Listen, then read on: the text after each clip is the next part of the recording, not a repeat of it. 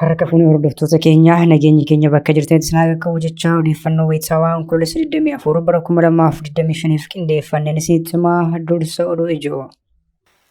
Sirni safuu fi seera hin beekne biltsiginnaan abbootii amantaa osoo hin hafin ajjeechaa suukkanneessaa raawwachuu itti fufe. Haala kanaan sheekni maallaqa masjiidaa walitti qabame fidi jennaan waan kennuu dideef haala suukkanneessaan ajjeefamuutu dhagahame. Irree fi gaachanni saba Oromoo waraanni bilisummaa Oromoo waraana faashistii Abiyyi irratti haleellaa jabaa fudhachuun loltoota biltsiginnaa hedduu du'aa fi madoon adabuun injifannoo culuqaa galmeessaa jiraachuu ifoomse. Itoophiyaa fi Keeniyaan daangaa irratti wal haleeluun nagahame. Biltsiginnaan kaduraa woboo fi Alshabaab balleessinaa jechuun Keeniyaa daboo waammachuun ni yaadatama.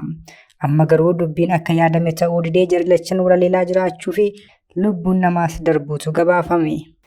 Ajjechaa dabalatee yakkoonni garaagaraa qaamolee nageenyaa biltsiginnaan raawwatamaa jiru jedhame. Hidhattoonni finxaaleeyyii faannoo ammoo uummanni Oromoo oomisha isaa gahee akka hin sassaabbanne dhorkaa jiraachuun himame. Haalli amma impaayera sana keessa jiru filannoo geggeessuuf mijataa miti. Haaldureewwan guutamuu qaban hedduutu jira wayita jedhamaa jirutti. Boordiin filannoo biyyaalessaa ammoo filannoo bara 2026 qarshii biiliyoona 10 ol ramaduu fi dhaabbileen miidiyaa fi odeeffannoo uummata giddu galeessa godhachuun akka gabaasan gaafachuun dhagahame. Warri toora YouTube chaanaalii kanaaf faana taatan subscribe, like, share gochuudhaan nu cinaa dhaabbadhaa jechaan gara bal'ina oduutti isin dabarsa. Sirni safuu fi seera hin beekne biltsiginnaan abbootii amantaa osoo hin hafin ajjechaa suukkanneessaa raawwachaa jiraachuun himame. Haala kanaan sheekni maallaqa masjiidaaf walitti qabame fidi jennaan waan kennuu dideef haala suukkanneessaan ajjeefamuutu dhagahame.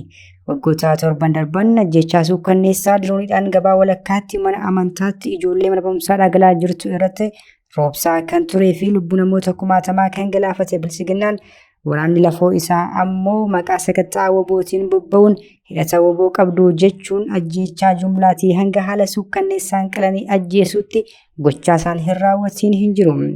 Ajjechaan tibbanaa godina Arsii aanaa Heexosaa ganda Harcubbaa Dambiitti raawwatames kanuma mirkaneessaa jedhame. Odeessi maddeen irraa nu qaqqabe akka ifoomsutti Jumaataa darbe aanaa Heexosaa ganda Harcubbaa Dambii kanatti kaabineen gandaa mana Sheek Ibraahim Haji Jamaal dhaquun maallaqa masgiidaaf sassaabde baay'eetu sirra jira waan ta'eef nuu kenni jechuun gaafatan. Sheek Ibraahim garuu maallaqni kun kan dhuunfaa koo osoo hin taane imaanaa uummataati waan uummanni natti kennate akkamittan dabarsee kennaa jechuun maallaqicha kennuu fidide. Sana booda waraanni faashistii Abiyyi kan safuu fi seera hin beekne kan sassakaalantummaa hin qabne sheeka kanaa fi daa'ima ola deemaa Caalaa Bashir jedhamu bakka tokkotti galaafachuutu dhagahame. Godina Qeellam Wallaggaa aanaa Daallee Waabaraatti ammoo wanti hedduu nama gaddisiisu mudateera.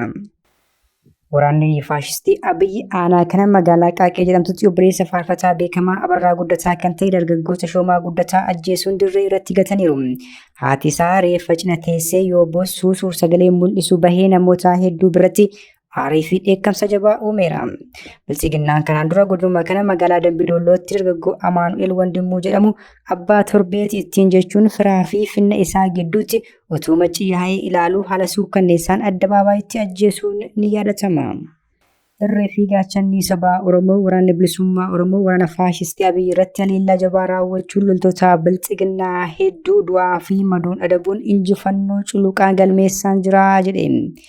Gaachanni saba Oromoo woboon halkanii fi guyyaa roobaa fi aduu bonaa fi ganna osoo hin jedhin sirna afaan qawween Oromoo irratti fe'ame kana hundeen buqqisuun bilisummaa sabichaa lallabuuf falma ijibbaachisaa geggeessaa jira.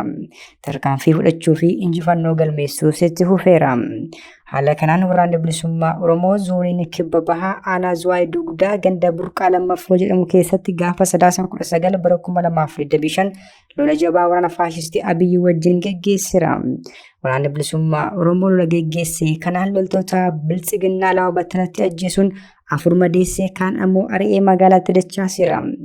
Godina Gujii Lixaa aanaa Abbayyaa keessatti lolli jabaan yoo geggeeffamu woboon injifannoo culuqaa galmeessuu ifoomseera. Akka gabaasni dirree irraa nu qaqqabe ifoomsuutti godina Gujii Lixaa aanaa Abbayyaa gandaa Qosorrichaa iddoo addaa Malkaa Daggafee jedhamutti gootichi waraanni bilisummaa Oromoo waraana faashistii Abiyyi maqaa sakatta'aa wobootiin bobbaatee turte haleeluudhaan 6 battalatti irraa ajjeesuun 10 ammoo madeessuutu gabaafame. Oduun wal fakkaatuun waraana bilisummaa Oromoo godina Wallagga Bahaa aanaa Diggaa Gaarii keessatti gaafa 23 bara 2025 tarkaanfii ilaalessaa waraana faashistii Abiyyi Ahmad irratti fudhachuun loltoota sirnichaa hedduu du'aa fi maduun adabuun qawwee akamaa 9 saakaasaa tokko walumaa galatti 10 irraa hiikkateera. Jajjaboon abdii saba cunqurfamaa waraana bilisummaa Oromoo gaafa 19 bara 2015 godina Horroo Guduruu Wallaggaa aanaa Horroo Bulloo ganda Rifeentii Caabur keessatti haxxee hidhee konkolaataa bulchiinsa godinichaa fi waardiyyaa isaa dabalatee namoota 2 madeesseera. Lola jabaa taasise kanaan qawwee akamaa 4 bilbila ismaartii aayifoonii dabalatee bilbiloota gurguddaa 5 kan bulchaa godinichaa dabalu dookimentii icciitii godinichi qabu guutuusaa dhuunfateera. Bulchaan godinichaa Mirreessaa Fiixee Kuraa Tasaallayyaa bu'uun lubbuun oolus miidhama qaamaa akka qabuu fi halkan keessa sa'aatii 4tti waraana PP'n dhuunfatamee yaala olaanaa deemee akka jirutu gabaafame. Sababa lolaa kanaan kaabinoonni magaalaa Shaambuu icciitii keenya diinaaf laattan jechuun walidhanii akka jirantu himame. Kana malees 23 bara 2025 humni ittisaa qeerroo bilisummaa Oromoo godina Baha Wallaggaa aanaa Guutoo Giddaa ganda Gaarii jedhamutti tarkaanfii jabaa lukkeelee bilchiginnaa kanarratti fudhateera. Itoophiyaa fi Keeniyaan daangaa irratti walaleeluun dhagahame. Bilchiginnaan kanaan dura WBO fi Alshabaab balleessina jechuun Keeniyaa daboo kadhachuun ni yaadatama. Amma garuu dubbiin akka yaadame ta'uu didee jarri lachuu walaleeluu fi lubbuun namaa darbootu gabaafame. Itoophiyaan ergaa dhimma hulaa galaanaa ajandaa ijoo godhattee as biyyoota ollaa ishee maraa wajjin diinummaa hamaa keessa kan jirtu ta'us Keeniyaan garuu jala kufuun warqii fi waan biraatiin sossobdee michuu taasifachuuf yaalaa turteetti. Kana malees namoota dararaa sirnichaa baqachuun gara sanatti ce'anii kooluu galtummaa gaafatan adamsuu fi yaalii taasisaa turteetti.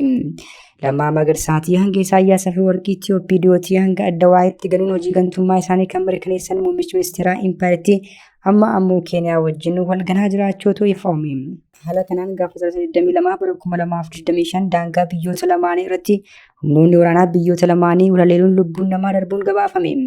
Dhokaasni kun kan raawwatame naannoo bulchiinsa Moyyaalee keessatti yoo ta'u, wal waraansa kanaan gama Itoophiyaatiin qondaallee milishaa Abduu Baawaarioo jedhamu yoo ajjeefamu namni tokko madaa'uu fi kan biraan ammoo loltoota Keeniyaatiin booji'amuutu gabaafame. Bilchiginnaan kanaan dura opereeshinii waloo geggeessina jechuun mootummaa Keeniyaa daboo waammatee kibba Oromiyaatti lola geggeessaa turuun ni yaadatama. Muummichi ministeeraa Abiyyiis kan dura waayitaa eebba daandii lamuu irratti akkas jedhanii turan. For everything we are aspiring to transform the life of our people, if we could eliminate Al-Shabaab and OLA from this region, you can see utuu kan ishee danfuu kan namaa moogitee akkuma jedhamu bilchiginnaan biyya keessatti lammiilee isaa ajjeesaa hidhaa hiraarsaa fi gidirsaa osoo jiru WBO fi Alshabaab balleessinee gaanfa Afrikaa nagaa goona jechuun daboo biyya ormaa waammachuu isaa gocha qaanessadha. Ammatti uummata biyyattiif shorkeessituun bilchiginnaa caalee hin jiru jechuun xiinxaltoonni siyaasaa fi aktivistoonni irra deddeebiin himu. Ajjechaa dabalatee yakkoonni garaagaraa qaamolee nageenyaa bilchiginnaan raawwatamaa jiru jedhame. Hidhattoonni finxaaleeyyii faannoo ammoo uummanni Oromoo oomisha isaa gahee akka hin sassaabbanne dhorkaa jiraachuun himame. Qaamoleen nageenyaa bilchiginnaa maqaa nageenyaa kabachiisuun bobba'anii jiran faallaa maqaa isaanii nageenya booressuun yakkoota mirga namoomaa garaagaraa raawwachaa jiru jedhame. Haala kanaan aanaa Zuwaayii Dugdaa ganda burqaa lammaffaa buufata Sukaayitti waraanni bilchiginnaa gaafa 22 bara 2025 hidhata WBO qabdu jechuun qe'ee qabeenya hawaasaa mancaasaniiru. Haala kanaan namoota maqaan isaanii Biiftuu Shaashii, Abdurrahmaan Biiftuu, Habiib Muhammad, Ahimad Muhammadii fi Kadir Muhammad jedhaman jalaa waraanni bilchiginnaa qabeenya isaanii barbadeessuutu gabaafame. Waraanni sirnichaa kunneen namoota kana jalaa mana gubuu fi kaan jalaa ammoo qabeenya isaanii mancaasuu odeeffanne. Kaan ammoo ijoollee keessattuu miseensa WBO'ti jechuun hidhaatti darbatanii dararaa jiru jedhu maddeen odeessaa kan nuuf ergan. Oduun wal qabatee ammoo lixa Oromiyaa godinaalee garaagaraa keessatti hidhattoonni finxaaleeyyii Amaaraa faannoo jechuun of waaman ilmaan Oromoo hedduu dararaa jiraachuutu gabaafame. Haala kanaan aanaalee godina Wallagga Bahaa kanneen akka aanaa Kiramuu keessatti uummanni makaraa akka hin makarane taasisuun barameera. Yeroo ammaa kana gandoota akka Ashookusaayee, Qilxuu Abboo, Margaa Jireenyaa fi ganda Baddeessaa jedhaman keessatti hawaasni akka itti midhaan makaratu dhabeera jedhame. Hidhattoonni kunneen uummanni akka bunaa fi horii gabaa baasee hin gurgurane dhorkaa jiru. Kana malees nuugii fi saliixii kan qarshii guddaa baasu faannoof gabbaruun ofii ammoo boqqolloo qofa akka sassaabbatan gochaa jiru jedhame. Gochi wal fakkaatan akkasii aanaadhuma kana gandoota akka Lalistuu Somboo, Caffee Guddinaa fi ganda booqaa fa'aa keessatti itti fufeera. Uummanni ganda kanarraa buqqa'ee qaamolee mootummaan gara ganda keenyaatti nu deebisaa yoo jedhan qaamoleen mootummaa nuyi faannoo miti shanee qofa lolla jechuun deebii kennaa jiraachuutu himame. Godinuma kana aanaalee immoo ganda Arqumbee keessatti ammoo namoonni maqaan isaanii Darajjee Guddataa, Dirribaa Baqqalaa fi Kabaa Insarmuu jedhaman hidhattoota kanaan butamaniiru. Namoota butaman kanattis garichi qarshii 400,000 ol gaafateera. Dhimmi hidhattoota faannoo kun rakkoo furmaata waaraa barbaadu ta'us garicha hidhachiisee kan bobbaase bilchiginnaan dahannoo kennuufiin ittiin uummata Oromoo lafarraa daguugaa jira. Haalli ammaa impaayera sana keessa jiru filannoo gaggeessuuf mijataa miti. Haaldureewwan guutamuu qaban hedduutu jira wayita jedhamaa jirutti boordiin filannoo biyyoolessaa ammoo filannoo bara 2026 qarshii biiliyoona 10 ol ramaduu dhaabbileen miidiyaas odeeffannoo uummata giddu galeessa godhachuun akka gabaasan gaafachuun nagahame. Boordiin filannoo biyyaalessaa Itoophiyaa adeemsa filannoo hunda hammate mirkaneessuuf kutannoo qabu ibsee filannoo waliigalaa 7ffaa dura dhaabbileen miidiyaa tattaaffii odeeffannoo uummata keessatti giddu galeessa godhatan akka gabaasan cimsee yaadachiiseera jedha gabaasni ministeera maallaqaa irraa arganne. Haa ta'u malee impaayertii keessatti walabummaan pireesii erga dhibee bubbuleera. Gaazexeessitoonni hidhamaa, ajjeefamaa fi biyyaa baafamaa jiru. Miidiyaaleen walabaas cufamaa kan jiran yoo ta'u dhiyeenya kana ammoo sirnichi raadiyoo sagalee Jarmanii Doochi Velee uguruun ni yaadatama. Kunuutuu kanaan jiru hooggantuun boordii filannoo biyyaalessaa aadde Meelaat Warqaahiluu haala qophii filannoof boordichi taasisaa jiru ibsuun kanaanis fooyya'insa seeraa dhaabbilee fi teekinooloojii iftoominaa fi amantaa uummataa cimsuu irratti kan kaayyeeffate ta'uu ibsaniiru. Boordichi tarkaanfiiwwan hirmaannaa dubartootaa, dargaggootaa, qaama miidhamtootaa fi buqqaatonni biyya keessaa akka filattootaa fi kaadhimamaa ta'an deeggaran dursa kennaa jiraachuu ibse.